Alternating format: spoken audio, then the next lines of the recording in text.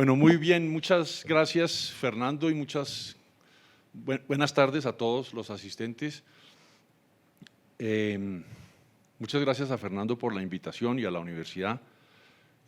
Para mí es un gusto, y ahora que soy rector de la Javeriana en Cali, es un doble gusto poder tener un rato para conversar con los colegas de filosofía, cosa que allá pues también hay una carrera de filosofía y también he tenido actividades con ellos, pero pues las tareas del rector poco tiempo dejan para la reflexión filosófica.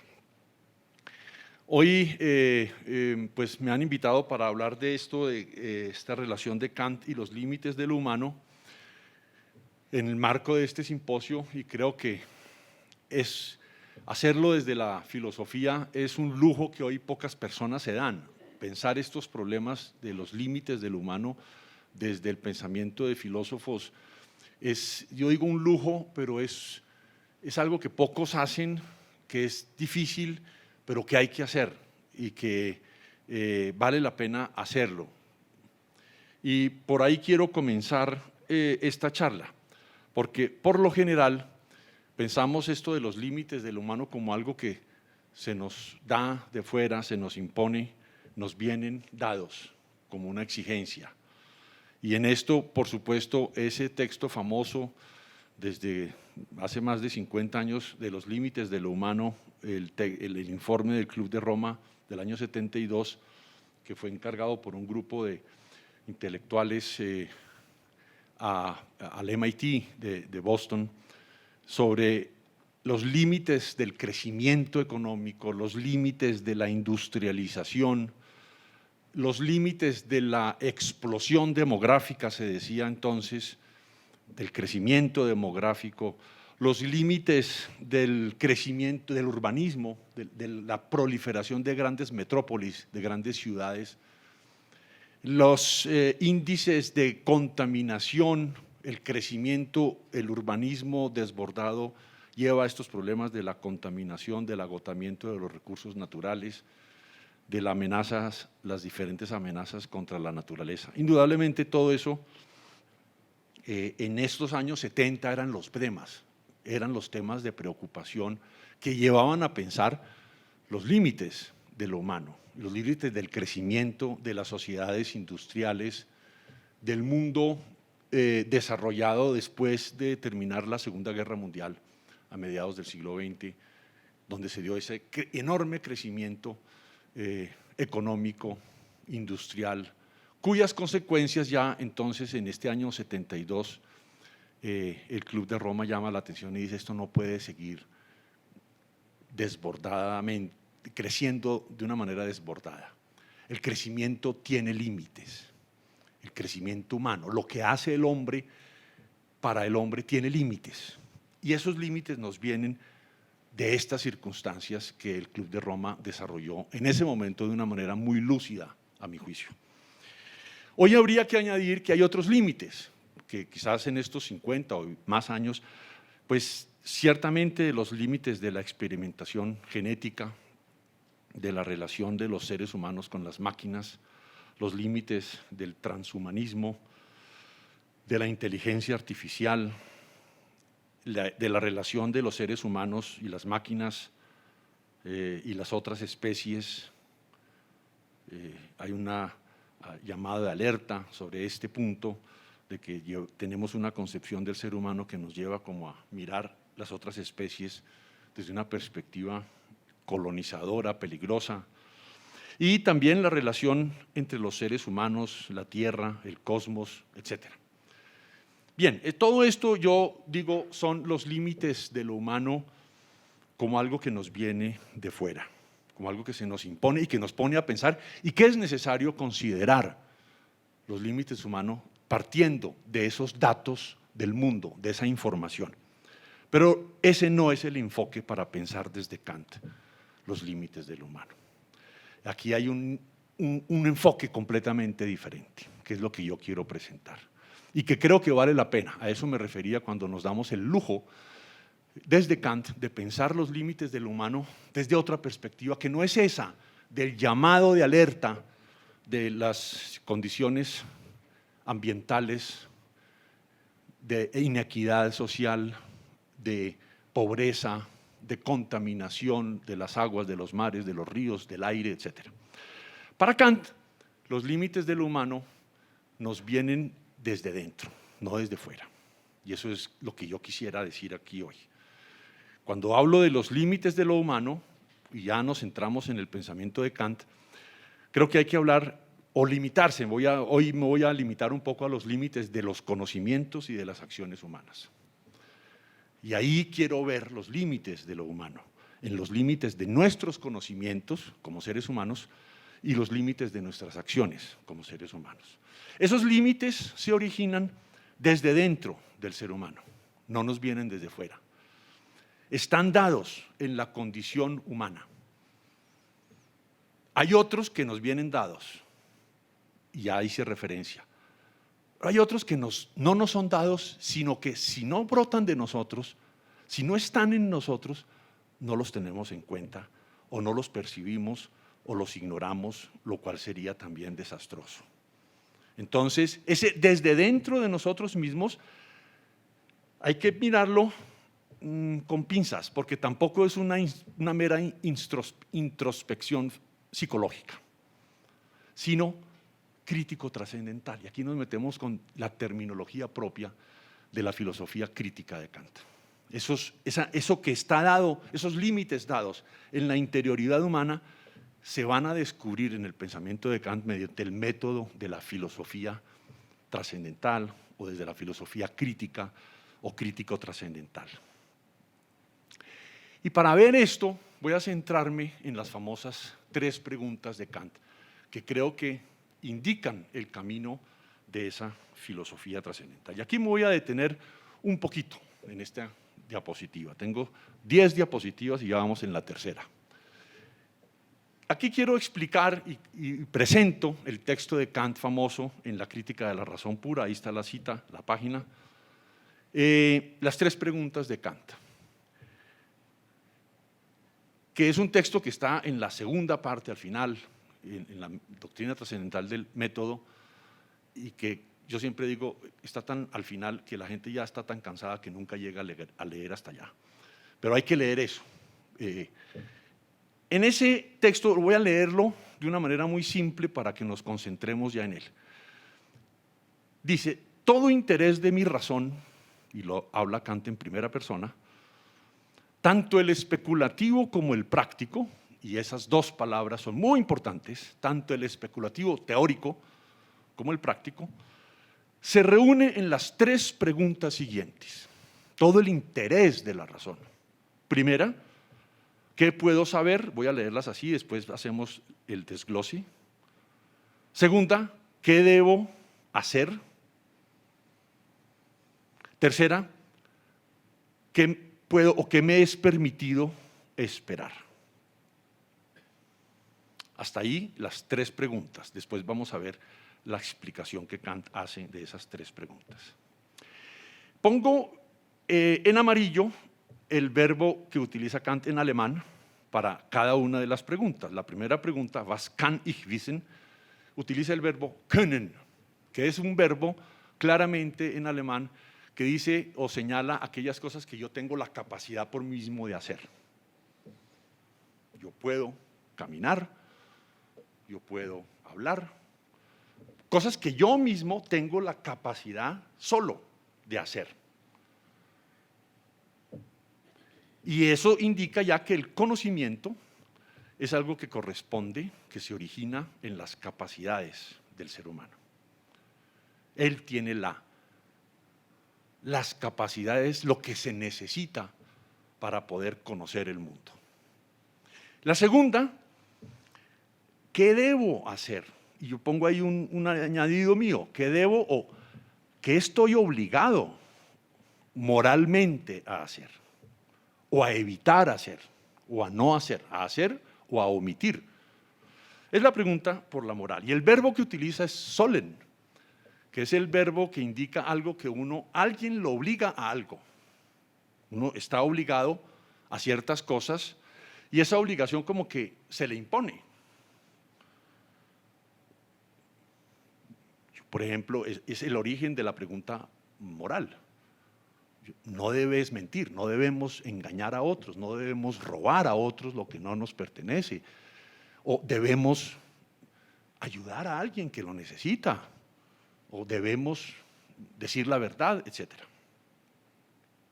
La tercera, ¿qué puedo o qué me es permitido? Esa es otra traducción, existen las dos. El verbo que utiliza Kant es dürfen, y es algo que señala algo que alguien le permite a alguien. El ejemplo que yo suelo poner es en el fútbol. El único que le es permitido coger el balón con la mano es al portero. En los reglamentos, en las normas del fútbol, cualquier jugador, si coge el balón con la mano, comete mano y ahí falta. El portero no, incluso muy restringido dentro de cierta área. En esa área, al portero le es permitido coger el balón con la mano. Algo le permite eso, el reglamento del fútbol. Pero por supuesto que aquí no se refiere Kant a ese tipo solo de cosas. ¿Qué me es permitido? Utiliza ese verbo dürfen, que es aquellas cosas que yo puedo en virtud de que algo me capacita para poder hacerlo. No en virtud de lo primero, del können, no en virtud del puedo porque tengo la capacidad, sino que requiero como de algo externo a mí que me indique que puedo hacer eso. El portero puede coger el balón de fútbol con la mano porque el reglamento así lo indica. Esto es básicamente las tres preguntas. Algunos hablan de la cuarta pregunta, eso es en la lógica donde Kant introduce que dice, estas tres se resumen en una, que es el hombre, lo cual da origen a muchas confusiones e interpretaciones equivocadas, como si Kant estuviera haciendo con esto una antropología, y en eso creo que hay una gran confusión. Kant después hará una antropología, pero en sentido pragmático, muy diferente a este tipo de preguntas. Vamos a la primera. ¿Qué puedo saber o conocer? ¿Qué estoy capacitado por mí mismo para conocer? Es una pregunta, Kant dice, teórica o especulativa. ¿Qué estoy en capacidad de conocer o de afirmar o de negar sobre el mundo tal y como nos es dado? Es la pregunta por la posibilidad de juicios sobre el mundo que sean verdaderos. ¿Tiene el ser humano la capacidad para hacer juicios sobre el mundo fenoménico, sobre el mundo que nos rodea, y de los cuales puedo estar cierto de que son verdaderos? Y Kant dice, sí, tenemos esa capacidad.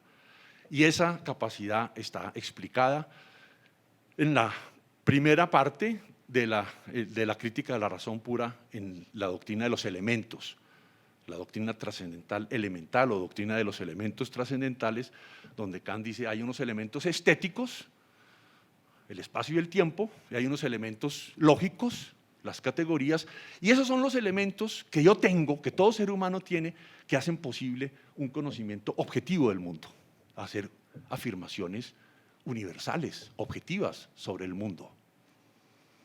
Entonces esa es la verdad, y en ese sentido la verdad es la verdad humana. Para Kant la verdad científica es el modelo de ese saber. Él tiene en su cabeza, en sus cursos en su educación, la física newtoniana la tiene asimilada, y lo que le fascina a Kant de la física newtoniana es que la física newtoniana incorpora dentro de las leyes físicas el lenguaje matemático. Su obra se llama así, Principia Mathematica Philosophia Universalis. Los principios matemáticos de la física, los que acompañan, los que hacen posible la física, y ese es el conocimiento que él tiene, el modelo de conocimiento que tiene en su cabeza. Puedo saber, esa es la respuesta que da Kant a la primera pregunta, puedo saber aquello que los elementos a priori de la sensibilidad y el entendimiento hacen posible como un saber universalmente válido, como un saber con pretensiones de universalidad. Podemos saber, y gracias a eso, las leyes de la física se pueden fundamentar, explicar universalmente, y suceden con la misma necesidad en la China o en Colombia. En cualquier lenguaje humano y en cualquier cultura, los cuerpos caen en obediencia a las mismas leyes físicas y no se modifican con los cambios culturales. Ese es el conocimiento que puedo hacer. Hay otro que no, hay otro conocimiento que me es vedado. Así como hay algo que puedo conocer, hay algo que no puedo conocer. Y esa es la parte de la crítica de la razón pura que se llama la dialéctica trascendental. Y ahí están las famosas ideas de la razón, Dios, el alma, el mundo y la libertad, donde no puedo saber si Dios existe o no. Kant es escéptico frente a esa posibilidad. El conocimiento humano es limitado. No puedo saber si tengo un alma inmortal o no, o si el alma es mortal. No lo puedo saber. Entonces, los límites, el conocimiento humano es posible bajo ciertos límites. No es posible ilimitadamente. Sobre esto volveremos más adelante. Lo interesante a mi juicio es que hay que decir que los límites del conocimiento están dados precisamente a partir de o gracias a o son los mismos límites o los mismos elementos que a su vez lo hacen posible. La sensibilidad y los a priori de la sensibilidad son los que hacen posible percibir objetos y son los que ponen límites a ese conocimiento de objetos. Lo que no se me dé en el espacio y en el tiempo no lo puedo poder conocer. Y de ahí la crítica de Kant a la metafísica especial como conocimiento de objetos que se salen del espacio y del tiempo. Puedo saber algo cuando pongo en la realidad, en la experiencia, algo que está en mí y no en ella. Los a priori. Pongo los a priori en la experiencia del mundo y eso hace posible conocer el mundo. Eso significa para Kant que es posible la objetividad del conocimiento científico, pero la objetividad es posible no como una negación de la subjetividad, sino gracias a esa subjetividad. Gracias a esa subjetividad trascendental es posible tener conocimientos universales. Por eso la subjetividad en Kant se puede llamar subjetividad trascendental.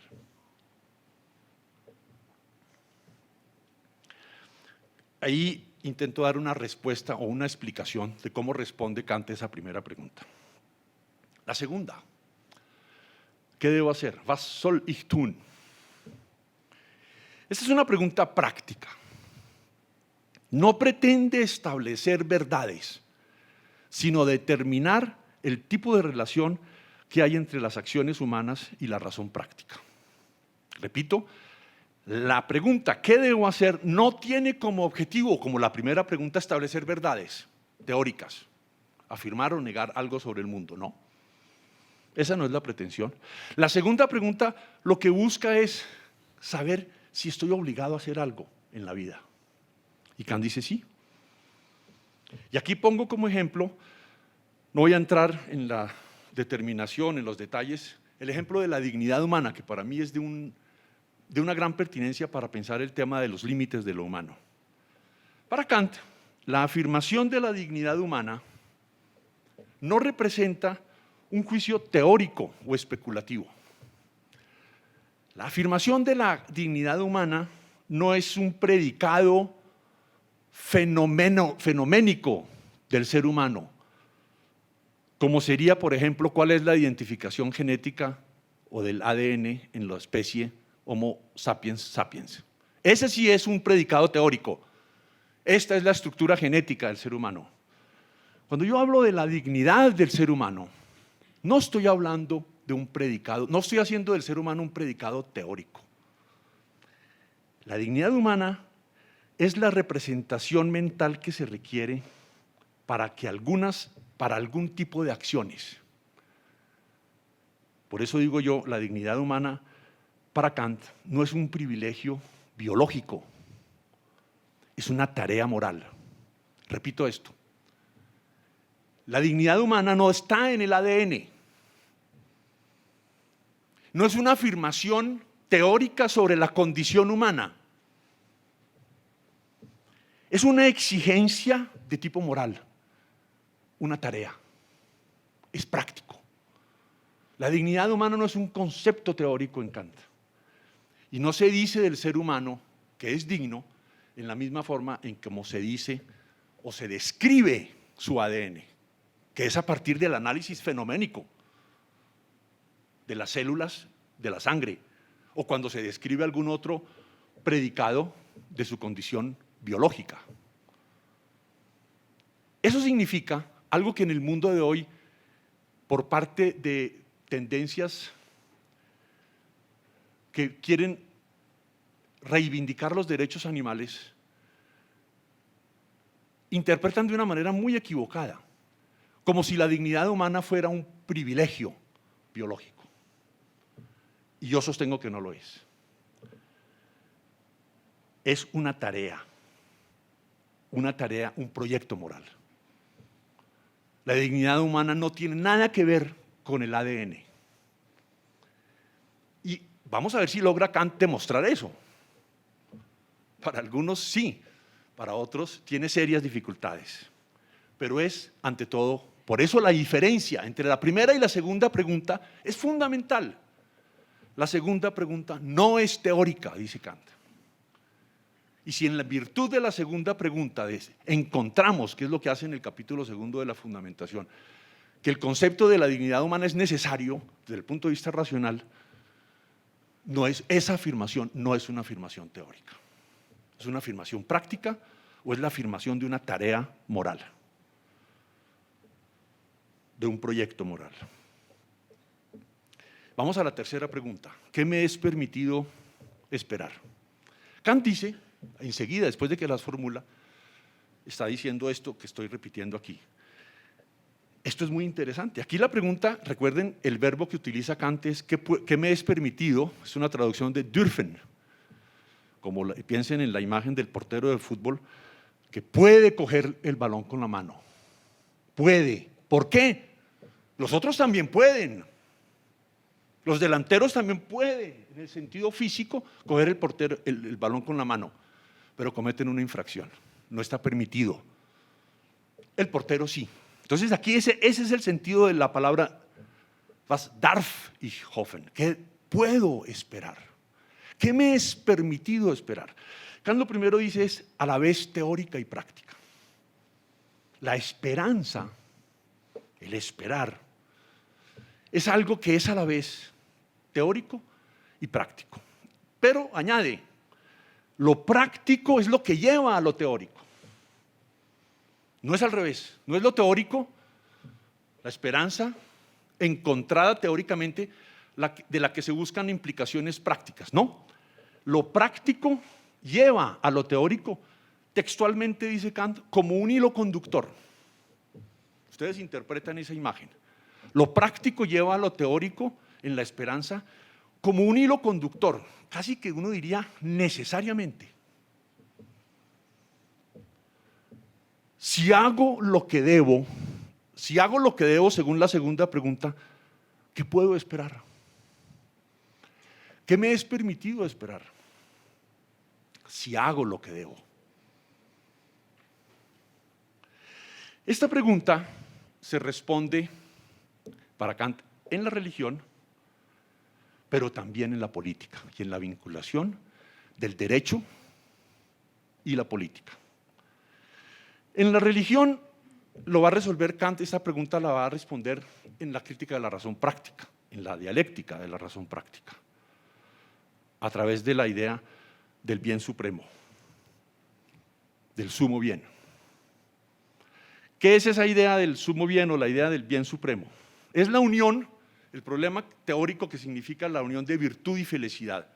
Virtud es hacer lo que debo y felicidad es lo que desde Aristóteles entendemos es la finalidad de la vida humana.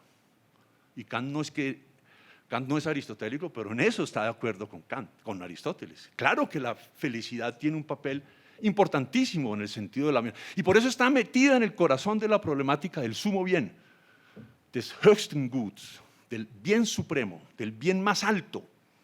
Y ese bien más alto, ese bien supremo es precisamente en la crítica de la razón práctica la posibilidad de unir virtud con felicidad. De tal manera que si soy virtuoso, ¿seré feliz? ¿O puedo ser feliz sin ser virtuoso? cosa que desde Aristóteles parece que no. En la religión, entonces, repito, a través de la idea del bien supremo, que es esa unión de la virtud y la felicidad, y en la doctrina de los postulados, en la crítica de la razón práctica, los postulados sobre la existencia de Dios y sobre la inmortalidad del alma. Y en el derecho y la política se une esta pregunta a través de la pregunta por el progreso en la historia. Kant se va a preguntar en sus escritos sobre filosofía de la historia en sentido cosmopolita, en sus comentarios, sus recensiones de la filosofía de historia de Herder, si la historia humana se puede confiar en que tiene alguna dirección, alguna orientación hacia el bien, o si esa es una idea que hay que desechar. Es una problemática de que desde San Agustín, y bueno, y si uno se remonta a la Biblia, todavía tiene sus raíces allá, pero que en el mundo ilustrado de los siglos XVIII vuelve a renacer. Y la idea es que ver el progreso de la humanidad en la Ilustración, la Revolución Francesa, el progreso científico, la física que ha establecido leyes, que conocemos mejor el mundo, que podemos manejar mejor el mundo, indican que estamos mejorando un poquito como especie. Kant es muy cuidadoso en la manera de responder eso. Pero ciertamente, en la pregunta, ¿qué me es permitido esperar? Kant dice, me es permitido, si hago lo que debo, me es permitido esperar, primero, a través de la política, que si respeto los derechos de los demás, la dignidad humana, el mundo va a tener más paz, más desarrollo, menos guerras, eso lo va a desarrollar en la paz perpetua, va a haber menos guerras. Si se respeta el derecho, si se respeta la dignidad humana, van a haber menos confrontaciones armadas.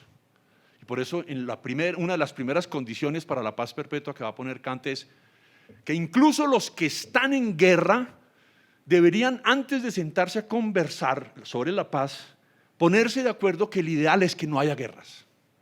Eso lo llama Kant condiciones preliminares para la paz. Eso es muy interesante.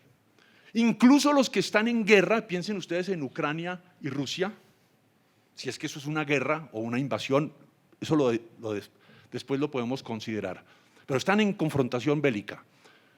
Incluso los enemigos en una guerra, si se sientan a conversar, lo primero que deberían reconocer es que el ideal es que no haya guerras. Ahora sentémonos a ver cómo resolvemos esta guerra. Pero eso es un indicador de que me es permitido esperar que si hago lo que debo, el mundo será mejor.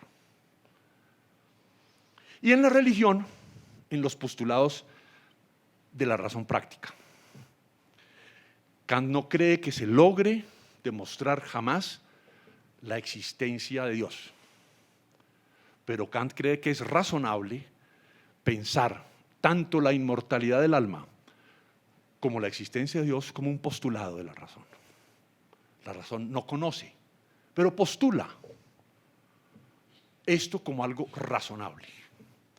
Y en la crítica de la razón práctica añade el análisis: si hago lo que debo desde el punto de vista moral, tengo razones para esperar que el significado de la vida de un justo no es el mismo significado que la de un criminal. Que no puede ser la misma muerte del hombre justo o la mujer justa que la de un criminal. No pueden tener el mismo significado. Es razonable esperar algo. Bueno, esta es la tercera pregunta. Vamos acercándonos ya como a la síntesis.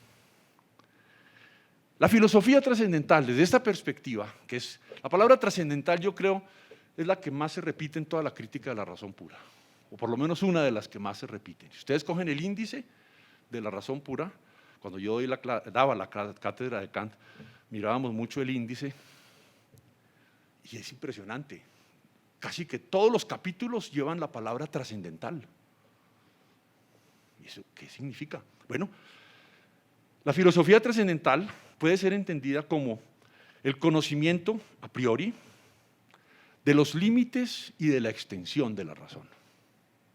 Es decir, y aquí pongo entre paréntesis metáforas geográficas porque siempre me llamó la atención un artículo de nuestra colega Ángela Calvo, muy interesante, hablando sobre las metáforas geográficas de Hume.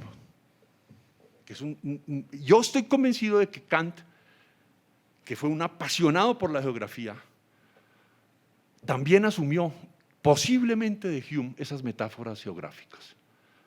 Y habla de límites y extensión de la razón. Son metáforas espaciales, casi geográficas, tomadas, parece, de un mapa mundi. Bueno, entonces, repito, porque esto hay que ir despacio. La filosofía trascendental puede ser entendida como el conocimiento a priori de los límites y de la extensión de la razón. ¿Qué es propiamente un límite? Un límite señala un hasta dónde. Y la extensión podría ser asimilada como un contenido. ¿Qué es lo que está dentro de esos límites? Eso significa, primero, que no es posible conocerlo todo, conocer sin límites. Y segundo, que tampoco es posible conocer de cualquier forma. Fíjense estos dos límites. No es posible conocerlo todo, estamos todavía en la primera pregunta. Y tampoco es posible conocerlo todo ni de cualquier forma. ¿De cualquier forma cómo? ¿Por qué no de cualquier forma? Porque hay mucha gente que quiere conocer las cosas sin tomarse el trabajo de mirar la realidad. Y por eso Kant limita el conocimiento a partir de las intuiciones empíricas. Todo nuestro conocimiento comienza por los sentidos, decía ya Aristóteles. Kant la toma, esa frase, a la introducción de la crítica de la razón pura, y va a decir, todo nuestro conocimiento comienza con la experiencia, sí, pero no todo nuestro conocimiento procede de la experiencia. Son las dos frases, a mi juicio, la mejor síntesis de la crítica de la razón pura. Todo nuestro conocimiento comienza con la experiencia, sí, pero no todo nuestro conocimiento procede de la experiencia. Ya en la experiencia hay elementos que no proceden de la experiencia. El espacio y el tiempo son anteriores a la experiencia. Bueno, entonces, esto significa, repito, que no es posible conocerlo todo y tampoco es posible conocer de cualquier forma. Hay gente que quiere conocer intuitivamente el mundo, otros olfativamente el mundo. Y son metáforas que utilizamos. Yo me huelo que en esta circunstancia, yo me huelo que con la pandemia y con la vacuna hay una especie de conspiración. Bueno, se lo huele, pero eso no es una experiencia. Usted no lo huele, está utilizando una metáfora para decir, Kant limita el conocimiento a las formas del conocimiento. No podemos conocer sino aquello que nuestras formas nos permiten conocer, nuestras formas de conocimiento. Nuestra estructura subjetiva trascendental nos permite conocer. No como alguien que en alguna vez existía en esta facultad, me acuerdo el mito de un estudiante que la noche anterior a un seminario se soñó con Descartes y Descartes le dijo algo. Dijo, es que Descartes me dijo, en la noche me soñé con él y me dijo que esto era así, había que entenderlo así. Bueno, pues si se lo dijo Descartes yo no lo pongo en duda, ¿sí? Pero si se lo dijo Descartes.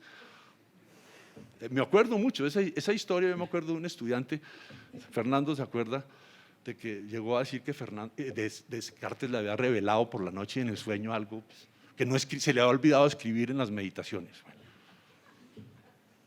Bueno, no, el conocimiento se limita, primero, en la extensión y se limita también en el límite. No lo podemos conocer todo y no podemos conocer de cualquier forma. Lo anterior se manifiesta en la forma propia y no intercambiable de los juicios científicos, los juicios éticos y los juicios estéticos o los juicios reflexionantes. Son juicios diferentes. Y la fundamentación, y los tres pertenecen a la filosofía crítica. Ahí están las tres críticas de Kant. No me refiero a los teleológicos, pero se podrían incluir. No se justifican los juicios científicos como juicios sintéticos a priori, ni los juicios éticos de la misma forma, ni los juicios estéticos. Los límites de lo humano no son ajenos a las posibilidades de lo humano. Los límites de lo humano están dados por lo que los seres humanos pueden hacer. Lo que no puedo está determinado por lo que sí puedo. El límite está determinado por la posibilidad. Hasta aquí es una expresión que indica que algo se puede, pero no ilimitadamente. Lo negativo, límite, está dado en lo positivo, en las posibilidades del conocimiento. Es muy famosa la carta de Kant a Marcus Hertz, el 21 de febrero de 1772. Bueno, digo famosa, hay cartas más famosas. Esta no la ha leído mucha gente, pero es interesante. Para los estudiosos de Kant, esta carta es muy importante. ¿Por qué? Porque la escribió Kant en febrero de 1772, al inicio de su famosa década del silencio.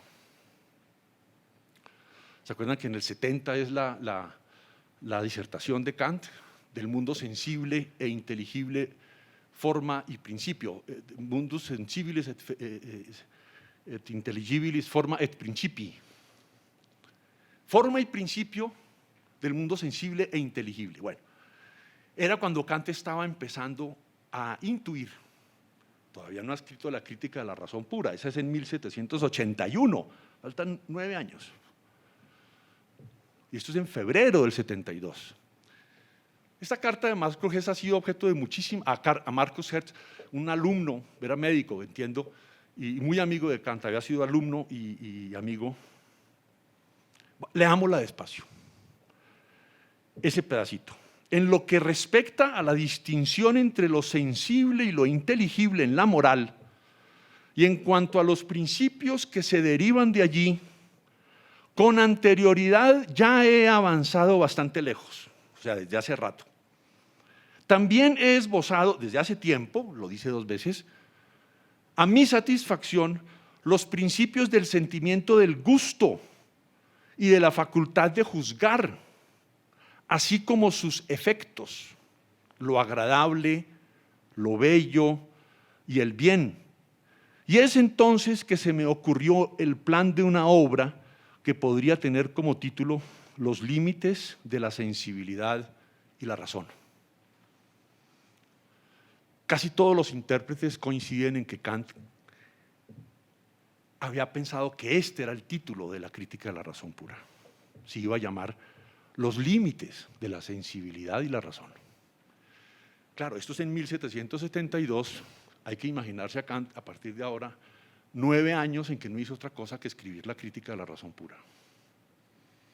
Seguramente es razonable pensar que cambió el título. Pero lo interesante es que Kant parece, a la crítica de la razón pura, inicialmente le iba a dar el título de Los límites de la sensibilidad y la razón. Ese es un dato, a mi juicio, muy, muy interesante. Esta es la última diapositiva. Aquí tengo la carátula de la primera edición de La religión dentro de los límites de la mera razón, de 1794, y la traducción al español.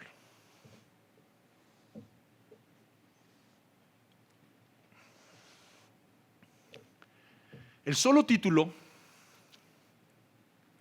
La religión, dentro de los límites de la mera razón, ya indica que la razón tiene límites, parece evidente. Cuando Kant escribe este libro, estaban de moda en París los revolucionarios, estableciéndole altares en la catedral de Notre Dame a la diosa razón. Sacaron los santos cristianos, hicieron una purga de símbolos cristianos y creyeron, ahora sí llegó el culto a la verdadera diosa razón.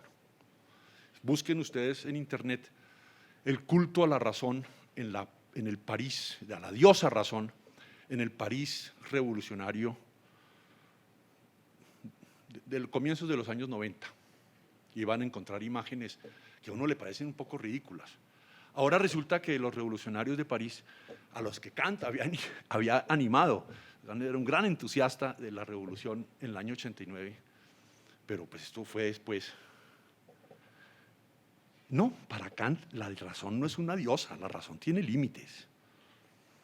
Y eso queda muy claramente establecido, no solamente en el título de este libro, sino en toda su obra. Eso viene desde la filosofía crítica, desde la crítica de la razón pura. ¿Qué se puede concluir de esto? Para Kant la razón es grande porque tiene límites. Y es grande porque teniendo límites puede hacer algo. Esa es mi síntesis personal. La grandeza de la razón humana está en que, teniendo unos límites tan evidentes, porque es la razón humana, no es una razón ilimitada que puede creerse llamada, como en algunos filósofos del siglo XVII, en concreto en Spinoza, a poderlo conocer todo, incluso definir a Dios. Poder definir a Dios. No, Kant no cree que eso sea posible. Y sin embargo puede muchas cosas. Puede producir ciencia, puede producir medicina, puede producir conocimientos maravillosos, ayudas, pero puede producir también límites a la acción humana. Está en su capacidad producir la ética. La ética para Kant tiene lugar en el mundo por la razón práctica, ojo. Y ahí hay un salto, una diferencia. Cuando digo la razón es posible, la ética es posible gracias a la razón, es a la razón práctica. Al final de la crítica de la razón pura, Kant deja muy en claro que es absolutamente imposible derivar principios morales desde la ciencia. Por más conocimiento del mundo que nos aporte las ciencias, de allá no sale nada de contenido moral, nada. Es metodológicamente imposible. Pero entonces la ciencia, la razón, que es tremendamente limitada, no solamente puede producir ciencia, sino que produce la ética. Los límites a las acciones. La razón nos faculta,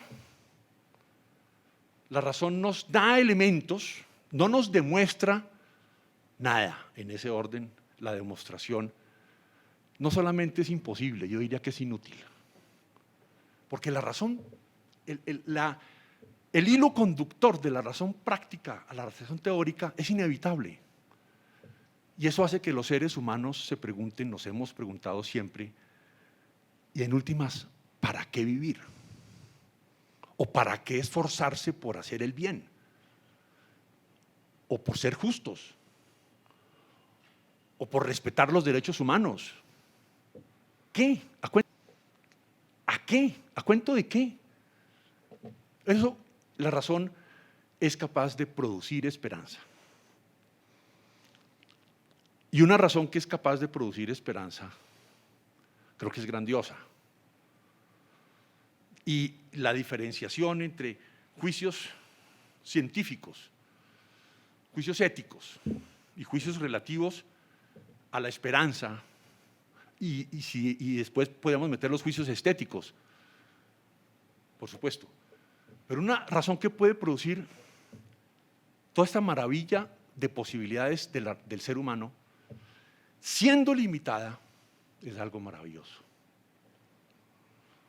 Bueno, esto entonces es lo que yo quería compartir con ustedes y no sé, Fernando, si nos quedan unos minutos, falta un cuarto para la una.